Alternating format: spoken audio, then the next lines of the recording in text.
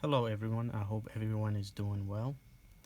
For those for those of you who don't know me, my name is Mr. Cash, and I will be going through Egan Fundamental of Respiratory Care, the book for those respiratory students.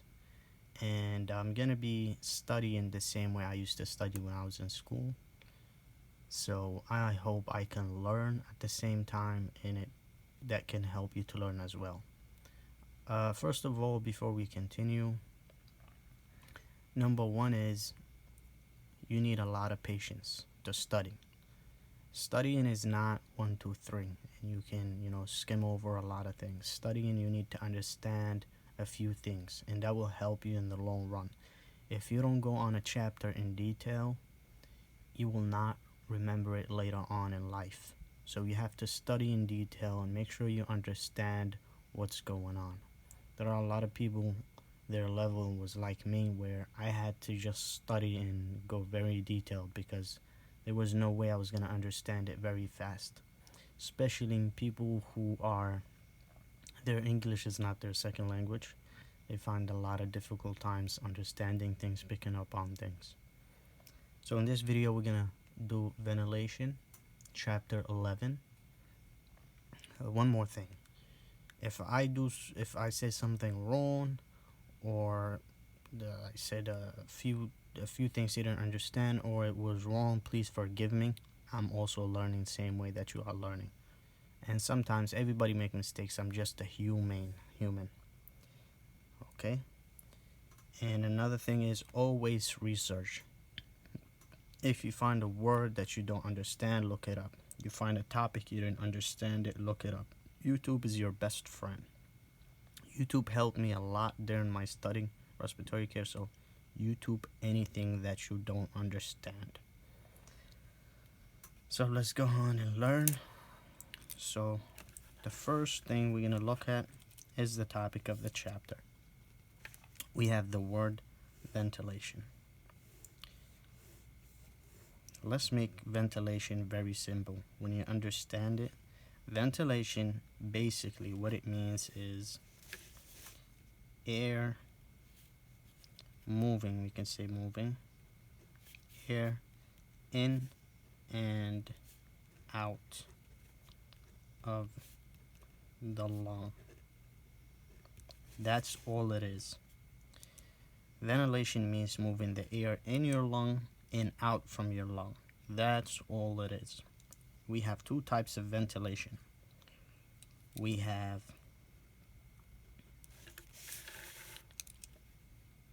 manual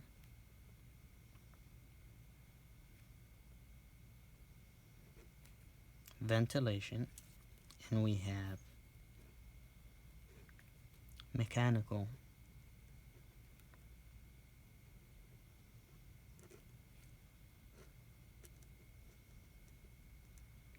ventilation. So, manual ventilation and we have mechanical ventilation. Manual ventilation is normally done by a BVM, which is a bag valve mask ventilation. This is a BVM. This is how it looks like. It is done by a human being, by the respiratory therapist. Bag valve mask ventilation. Even in the word, you can see the word man. Any person can just, that's manual. You ventilate the patient with a BVM. BVM, bag, valve, mask. Let's go to the second word, which is mechanical ventilation. Yeah, it is done by a mechanical ventilator. It's a machine. It's mechanically working. So, mechanical ventilation is done, a work done or produced by a mechanical ventilator.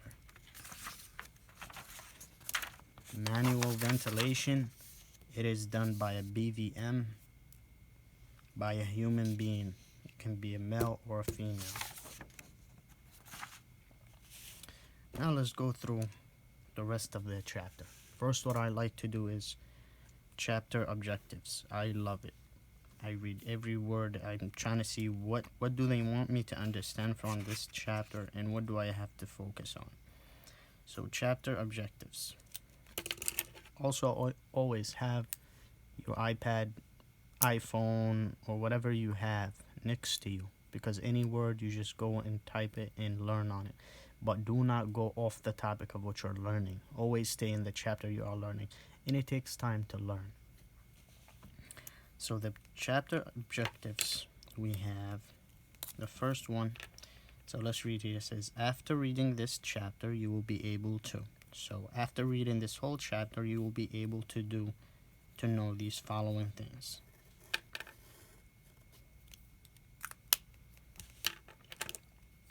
So the first one is describe the physiologic functions provided by ventilation. Physiologic, anything that is physical. The functions provided by ventilation. So we need to understand this first, number one. Number two, describe the pressure gradients responsible for gas flow, diffusion, and lung inflation.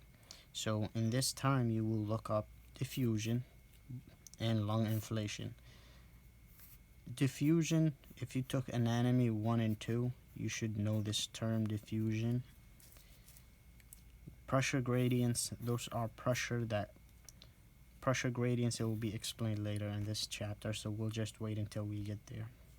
The second thing is identify the forces that opposes gas movement into and out of the lung. This is a very important thing to understand. Describe how surface tension contributes to lung recoil. Describe how lung, chest wall, and total compliance are related. So we have a relationship here to understand between the chest wall and the lung, the total compliance. State the factors that affect resistance to breathing. Describe how various lung diseases affect the work of breathing. State why ventilation is not evenly distributed throughout the lung. Describe how the time constants affect alveolar filling and emptying. Identify the factors that affect alveolar ventilation. State how to calculate alveolar ventilation and dead space and the VD/VT ratio. Okay, we went through that. So we should know all this at the end of this chapter. The chapter outline. We have mechanics of ventilation. Here you see mechanics of ventilation. So this goes back to mechanical ventilation. So we understand that mechanical ventilation is done by a ventilator. Mechanics of ventilation, pressure differences during breathing, forces opposing inflation of the lung, static versus dynamic in mechanics, mechanics of exhalation, work of breathing, mechanical work, metabolic work. Distribution of ventilation, how is the air is distributed throughout your lung. Distribution to your lung, how is the air going to your lung to different sections. Regional factors affecting distribution. What are the factors that affect distribution? Local factors affecting distribution. Efficiency and effectiveness of ventilation. Efficiency, effectiveness. How efficient and how effective is that air being delivered. So this chapter all is going to talk about how we ventilate a patient. So, and what are the forces? What are the forces, the gradients? So ventilation is not easy as you think, just air going in and out of the lung. It has a lot to it, but it's simply in and out of the lung of air, the term ventilation, but it has a whole lot of terms and meaning to it. We will move forward now to the key terms. Key terms are very important because every word that you don't understand, by you understanding the topic, the word, you will remember it, it will become passive to you. Like second nature, you will understand it. So the first word we have airway resistance. The second one, alveolar dead space, compliance, dynamic compression, dynamic hyperinflation, which is air trapping, elasticity, equal pressure, point, EPPE, hyperventilation, hypoventilation. So those two terms are very similar, but you have hypo and hyper. Understand these two, very important. Hysteresis, minute ventilation, this is very important, minute ventilation. Physiologic, dead space. Polysomnography, no, plethysmography. I'm having a hard time understanding it, as, saying this word, but this is a good example that it came up. In this case, you will look it up on your phone or on your tablet, whatever you have, and see the pronunciation is important and what it means. Pneumotachometer, pressure gradient, subatmospheric, surface tension, tidal volume, and as you can see, the abbreviation they have for tidal volume is VT. So it's very important when VT comes up, they're talking about the tidal volume. Time constant. Then you have trans-airway pressure gradient, trans-airway pressure. Those are the common acronyms they have for them, so it's easy to remember. And then transalveolar pressure, trans-chest wall pressure, transpulmonary pressure difference, transpulmonary pressure gradient, trans-respiratory pressure, transthoracic pressure difference. Now let's go on and start with the first paragraph. It says the main functions of the lungs are to supply the body with oxygen and to remove carbon dioxide. So you will get your piece of paper and you will write the first sentence in a way that you can understand. So this is what I will do. I will write, it says the main function of the lungs are to supply the body with oxygen and to remove carbon dioxide. So this one here, the questions that I will be writing down is to help me on the test, and to help me understand as well. So I'm gonna write, so this is a question can be taken from here. You could say, what is the main function of the lungs? The answer is main function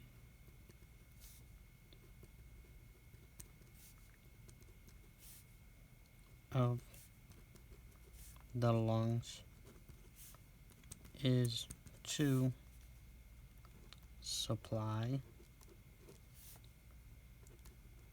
the body with oxygen, I'm just gonna put O2, and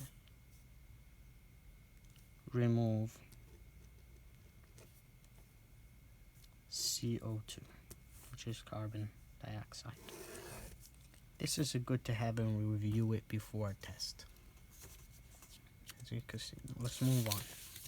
So as you can see, I just got a question right from just the first sentence on this paragraph. It is very important. Now, to perform these functions, now it's telling you, in order for the lung to do those two functions, what are they? To supply the lung with oxygen and remove the CO2.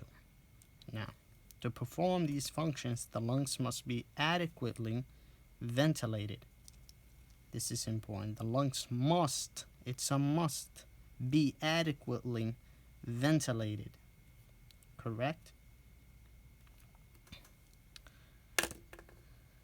So, ventilation is very important, right? I'm just gonna look up the word adequately so I can give you the proper definition so you can understand it. Like I said, something you don't understand, you have to look it up. So when you look up adequately, this word here on Google, this is what the definition is. It means, it's an adverb and it means to a satisfactory or acceptable extent. That means To adequately, let's say you have a water bottle. To adequately fill the bottle of water, you'll fill it to the top. You will not fill it over, and you will not fill it less, because you want a full bottle of water filled. So same thing here. Your lungs, you need, okay, the lungs must be adequately ventilated. That means your lungs must be ventilated in the adequate way. You cannot overfill your lungs, and you cannot fill them just not enough. So to me, this word, you can say it as enough. Just enough. Just the right amount. Okay, now let's move on. Now it says ventilation. Now they're going to describe to us what ventilation going to mean in their own words. Ventilation is the process of moving gas, usually air, in and out of the lungs. There you go. This is the main thing.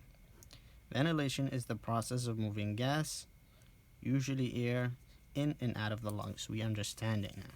Ventilation is to be distinguished from respiration. Remember, respiration is different. So they're telling you here, you must understand that ventilation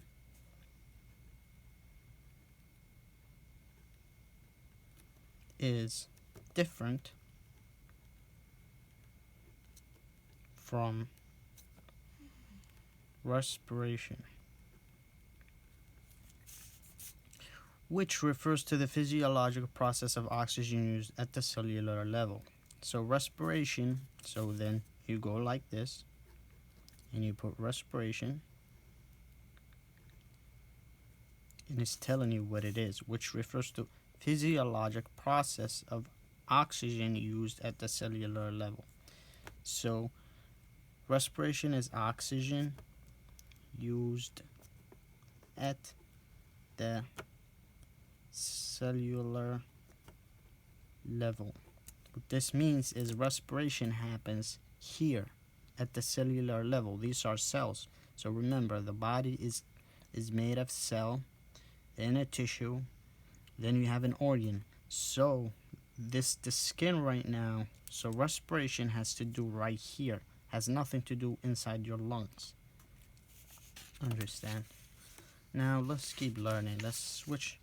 You see how many writing that I put so far, and this is just the first page of the chapter.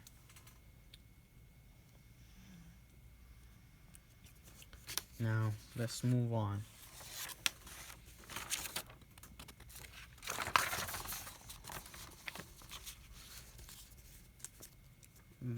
Okay. What did we do here? Okay. Sorry. I skipped a few sentences here. Okay. In health,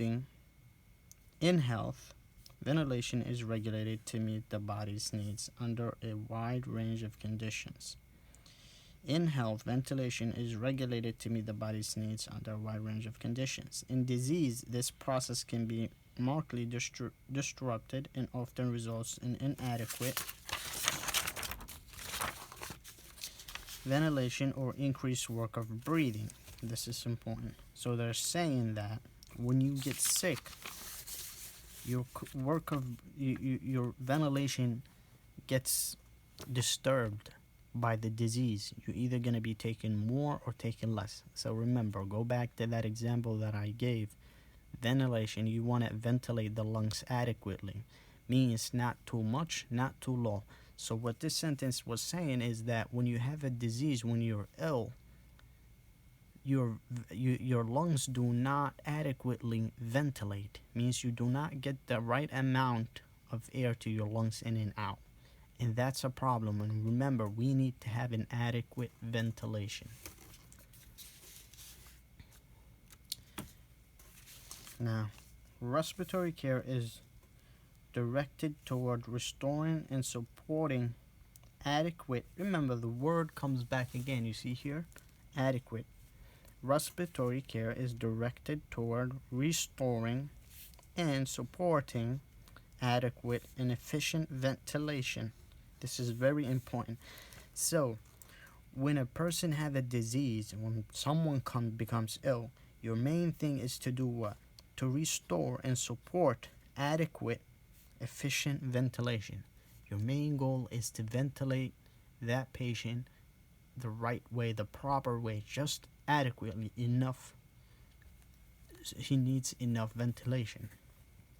To provide effective respiratory care, we need to have a solid understanding of normal ventilation processes and how disease may affect it.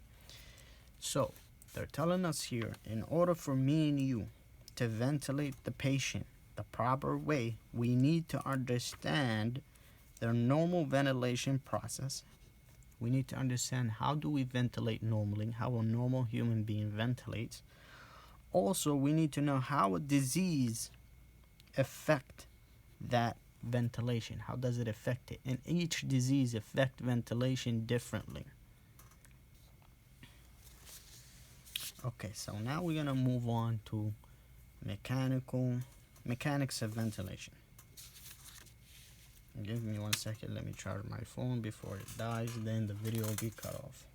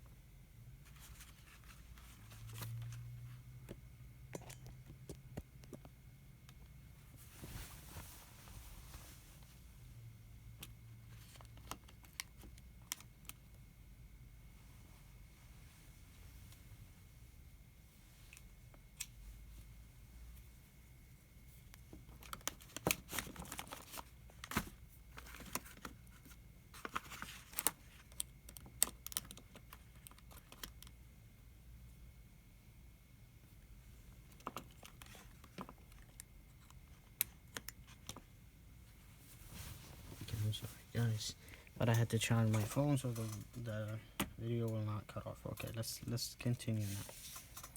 Now it says mechanics of ventilation. Ventilation is a cycle.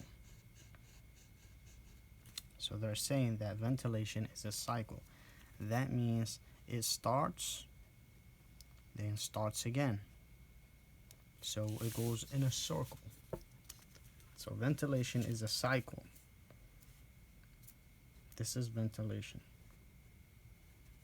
It's a cycle, okay? Ventilation is a cycle. This cycle has two phases.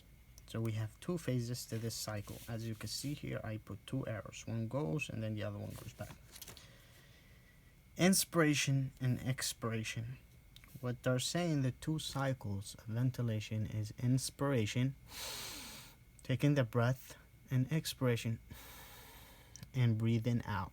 So inspiration, taking the breath in, expiration, letting the breath out.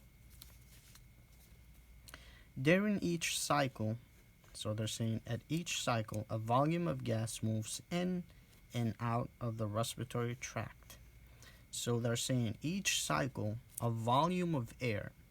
So remember from physics, we have two types of a volume is an amount of something. So you can have a volume of water, or you can have a volume of air. So like if I say this, okay, let me see, this bottle of water, right? And let me see what is the volume of it. How many of that volume? What is the volume? So ml, you see 500 ml here, as you can see in the bottle of water. So they're saying the amount of water in there is 500 ml, correct? Now, they're saying that in each inhalation and exhalation, which is breathing in and out, and there's a volume of air. They're talking about a volume of air that goes during inspiration, during your breathing going in, and there's another volume that is coming out, correct? Let's keep reading. This volume measures during either inspiration or expiration. Is called a tidal volume. So now they're telling us what a tidal volume means, correct? Now I can go here to my questions, and then I can say number 2, question number 2. Remember, this is gonna help you for your test and also understanding. I can say, what is